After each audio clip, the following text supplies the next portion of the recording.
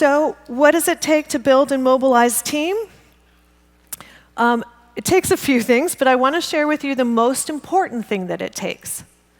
The thing that Google has done some research on and found that it is the single most important thing to a high-performing team, and that is what we call psychological safety. Psychological safety. Psychological safety means that people are safe to share what they're really thinking. They're safe to take an interpersonal risk. They're not worried about themselves when they're with other people. And the reason that that is incredibly important is because if we're not psychologically safe, then our focus is going to be on ourselves, not on achieving an outcome. The whole point of team is to work together to achieve an outcome. I mean, think what would happen if the Golden State Warriors were all worried about getting bumped on the basketball court, right? They wouldn't have a good game. So we want people to drop their self-protection and be able to work on outcomes. Because of that, psychological safety comes before effective action. I can't stress that enough. If people aren't taking effective action, this is the first thing that you need to fix. First thing. So when I say safety, safe from what? So it's safe from blame, safe from judgment, safe from being embarrassed in front of people or humiliated, safe from being abandoned, safe from being shunned, safe from being disrespected. Make sense? Okay. So those things are super important.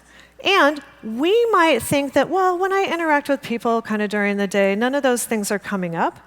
But I want you to know that, no, they actually are coming up. Because human beings are threat-detecting machines. The reason that we have those emotions of getting embarrassed or humiliated or angry or we get worried about ourselves, etc., is because we have evolved for that stuff to need no thinking. It's hardwired. Nobody needs to learn how to protect themselves. Not in that way. Make sense? One of the big demonstrations of that, or how I think of this as being older than time or part of our evolution, this is the case of Coco. Coco was a gorilla who they taught sign language, and she ripped her sink out of the wall.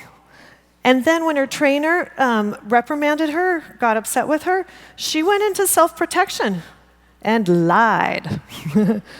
Blamed the kitten for doing it. That's what we do. If you have kids, you know that you don't have to teach them to lie. They come pre-programmed with lying. So it's a way that we protect ourselves. So we've got to be aware of that because we want to be interacting with people and providing a safer environment so they don't have to put up those self-protections. Because what we really want from them is we want them to behave in a way where they can take those risks, where they can say the truth, where they can raise a problem early, where they can have a different opinion and voice it, where they can actually change their position.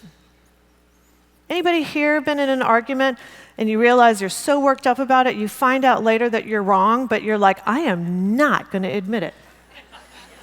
Not going to. That's what happens. That's how we get into self-protection.